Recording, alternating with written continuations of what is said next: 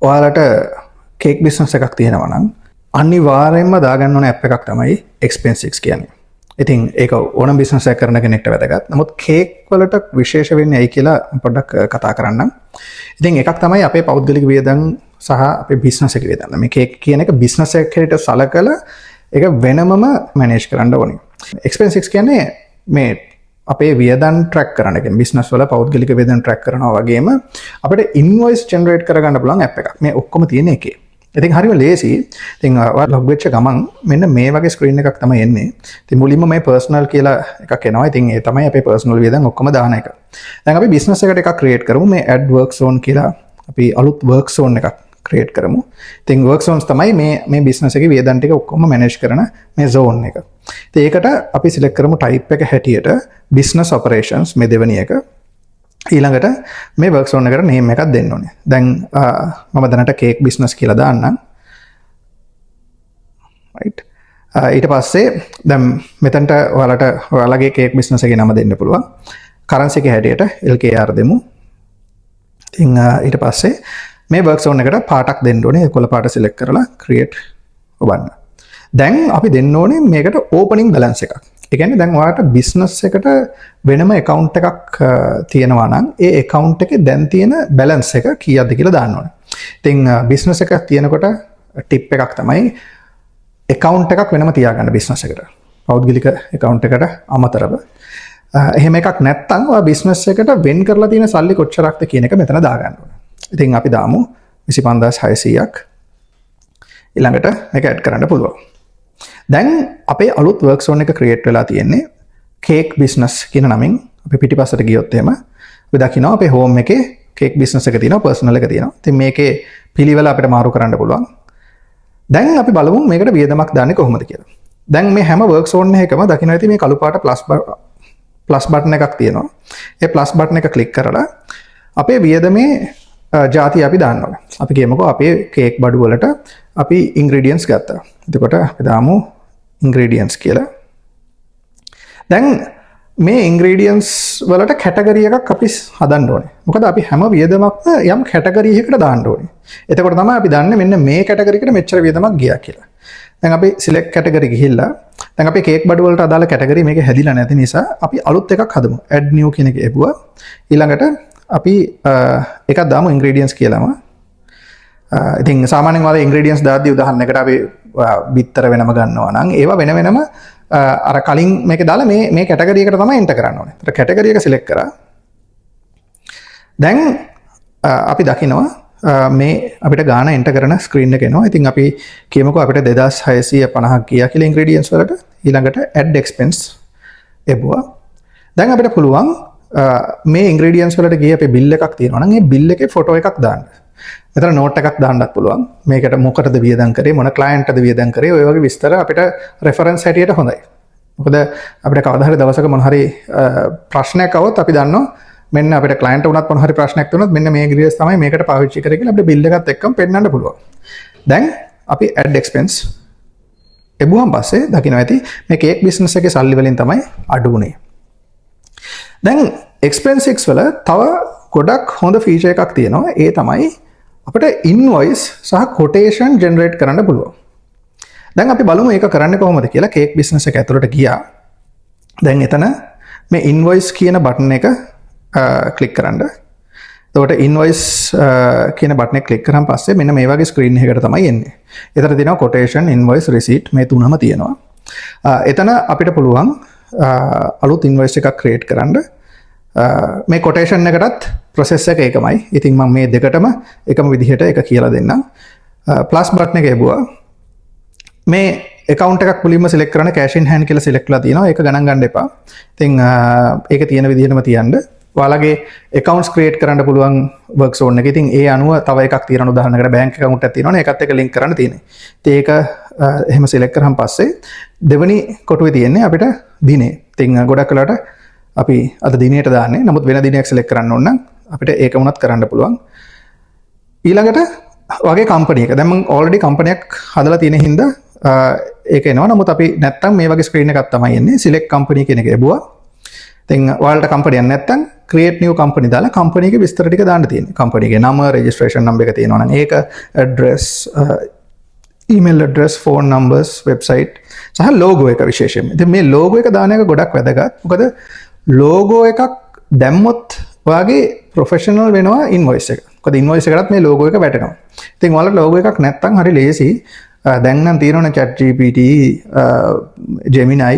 ඉතින් මම නම් Gemini එක පාවිච්චි කරනවා. Gemini එකෙන් ඔයාගේ කම්පැනි එකේ නම දීලා ඉක්මනට logo එකක් generate කරන්න පුළුවන්. ඉතින් අපි මේ business එකට ඒ වගේ logo එකක් හදලා තියෙනවා. ඊට පස්සේ අපි ඊළඟට customer select කරන්න ඕනේ. දැන් මෙතනත් අපිට customers ලා set එකක්ම තියාගන්න පුළුවන්. එතකොට ඔයාලගේ regular එන customers ලා ඉන්නවනම් ඒලෝගේ නම් විස්තර දාගෙන ඒලා maintain කරන්න පුළුවන්. අලුත් customer කෙනෙක් නම් add new customer කියලා ගියා. ඒක එබුවහන් පස්සේ අපිට පුළුවන් customer ගේ නම සහ එයාගේ විස්තර දාන්න. ඉතින් මේ විස්තර දාන තරමට අපේ invoice එක professional. ඒ වගේම ඔයාලට customer ලගේ ඔක්කොම detail ටික manage කරන්න පුළුවන්. කියන උදාහරණයකට එයාලගේ phone numbers ඒවා ඔයාගේ මේ contacts වල save කරලා තියාගන්න ඕනේ නැහැ. ඉතින් මේකෙම හැම දෙයක්ම ඔයාලට manage කරගන්න පුළුවන්. ඉතින් අපි එක customer කෙනෙක්ව select කරමු. දැන් ඒ customer ට තමයි මේ invoice එක හැදෙන්නේ. ඊළඟට මේ footer notes ඒකත් ඔයාලට කලින් හදාගන්න පුළුවන් footer එකක්. ඒ කියන්නේ footer එකේ ගොඩක් වෙලාවට දාන්න අපි thank you message එකක් එක්ක ගොඩක් වෙලාවට ඔයාගේ bank account details මේකට දාන්න පුළුවන්. ඉතින් ඒකත් අපි select කරා. ඊළඟට අපි දාන්න ඕනේ items. දැන් select new item කියන එක press කරාන් පස්සේ අර කලින් හදාගන්න පුළුවන් වගේ cake බඩු වගේ cake items මෙතන දාන්න පුළුවන්. ඉතින් දැනටම දාලා තියෙනවා coffee cake, chocolate cake, ribbon cake ඔය වගේ birthday cake එකට. ඒ වගේ වට ඕනම් උදාහරණයකට අපි බලමු add new item ගිහිල්ලා අපි කියමුකෝ birthday cake එක හැටියට දානවා. දැන් unit එක හැටියට අපි දෙන්න ඕනේ මෙතන kilogram. මොකද ගොඩක් වෙලාවට kilos වලින්නේ ඔයාලා හදන්නේ. නමුත් ඔයාලා කිලෝ වලින් හදන්න නැත්නම් pieces කියලා දාන්න. PCS කියන එක දැම්මම නම් එතකොට හරි.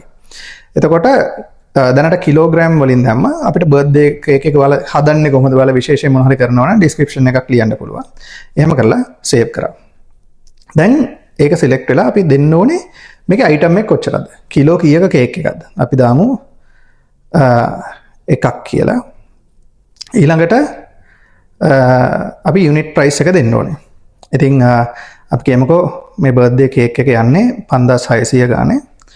ඊළඟට අපි දෙනවා ඩිස්කවුන්ට් එකක් දෙනවද? අපි ඩිස්කවුන්ට් එකක් දෙමු 10%ක. අපේ යාළුවෙක් හින්දා ඇඩ් කරා. දැන් මේ බර්ත්ඩේ කේක් එක 10%ක ඩිස්කවුන්ට් එකක් එක්ක ඇඩ් වෙලා තියෙන්නේ. ටෝටල් එක 5040යි. දැන් ඔයාලා අයිටම්ස් කිහිපයක් වඩ දාන්න පුළුවන්. උදාහරණයකට අපි එයා ඉල්ලුවා තවත් කොෆි කේක් එකක්. අපි ඒකෙත් කිලෝ එකක් ඉල්ලුවා. ඒක 4600 ගානේ. ඒකට ඩිස්කවුන්ට් එකක් දැම්මේ නෑ. දැන් මේ අයිටම් දෙකක් වැඩිලා තියෙන්නේ. ටෝටල් එක 9640යි. ඔයාලට මේකටත් ඩිස්කවුන්ට් එකක් දෙන්න පුළුවන්. අර වගේම මෙතන ඩිස්කවුන්ට් එකක් දීලා කරන්නත් පුළුවන්. ඒ වගේම ටැක්ස් වලට ටැක්ස් තියෙනවා නම් ඒ ටැක්ස් VAT එකක් හරි ඒකත් අපිට ඇඩ් කරන්න පුළුවන් මෙතනම. දැන් මේ ඔක්කොම කරාන් පස්සේ හැම දෙයක්ම ඕකේ නම් save invoice කරන්න තියෙන්නේ. මේ save invoice එබුවහන් පස්සේ අපේ මේ අලුත් invoice එක generate වෙනවා. professional PDF එකක් generate වෙනවා.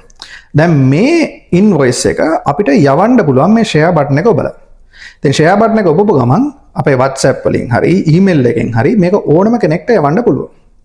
ඉතින් දැන් expenses වල කරන්න පුළුවන් තව හොඳම දෙයක් තමයි අපිට දැන් මේ payment එකක් හම්බුණා කියමුකෝ. දැන් මේක 9640 job එකක්. එතකොට මෙයා අපිට දැනට දෙනවා 5000ක payment එකක්. ඉතින් add payment කරා. ඊළඟට අපි දෙනවා මේ මුලින්ම category එකක් select කරන්න ඕනේ. අපි ඒක දාමු project income කියලා දාමු. ඊළඟට මේ account එක ගණන් ගන්න එපා. ඒක එහෙමම තියන්න. amount එක අපිට දුන්නේ දැන් අපිට total එක තමයි මෙතනදී select වෙලා එන්නේ 9640 කියලා. නමුත් අපි කියමුකෝ 5000 හම්බුනේ. ඉතින් 5000 select කරා. දැන් payment method එක cash වලින් දුන්නා. save payment. දැන් මේක කරපු ගමන් මේ දකින්න ඇති උඩ මේ 9640න් 5000 කඩු වෙලා අපිට due එක රතු පාටින් පෙන්නනවා. මෙයා 4640ක් අපිට දෙන්න තියෙනවා. දැන් මේවා ඔක්කොම manage වෙනවා. දැන් මේවා නැත්තම් කොල කෑලි වල ලියාගෙන තැන් වල තියාගන්න ඕන. වගේ system එක ඇතුලේ මේ හැම payment එකක්ම වුණේ කොහොමද කීයක් ගෙවුවද මේ හැම දෙයක්ම එනවා. ඒතකොට payment history එක පෙන්වන්න පුළුවන්. බලන්න පුළුවන් මෙන්න මේ ටැබ් එක සිලෙක්ට් කරලා payment collections ගියහම පස්සේ මෙන්න මේ 5000ක් දීලා තියෙන date එක ඔක්කොම තියෙන. ඒ වගේම මේකෙන් generate වෙනවා invoice මේ receipt එකක්. ඒක ක්ලික් කරාන් පස්සේ මෙන්න මේ receipt එක generate වෙලා තියෙනවා. මේ receipt එක ඔයාලට පුළුවන් නැවත share කරන්න සල්ලි දුන්නා කියලා නැවතත් WhatsApp කරන්න හෝ ඔයාලට පුළුවන් මේක email කරන්න. ඒ වගේම print කරන්නත් පුළුවන්. මේක printer එකට යවලා print කරන්නත් පුළුවන්. ඉතින් දැන් දකිනවා ඇති මේ expenses වලින් සම්පූර්ණ system එකක් තියෙනවා. ඉතින් ඔයාලට quotation, invoice, receipt කියන මේ තුනම expenses වල හදන්න පුළුවන්. ඉතින් අර quotation අර කලින් කිව්වා වගේ හදන්නේ invoice හදන විදිහටමයි. ඉතින් quotation එක හැදුවන් පස්සේ බටන් එකක් එනවා convert to invoice කියලා. ඒ quotation එකම invoice එක බවට හරවන්න පුළුවන්. ඉතින් ඒ විදිහට ඔයාලට මේ හැම දෙයක්ම expenses ඇතුලේ manage කරන්න පුළුවන්.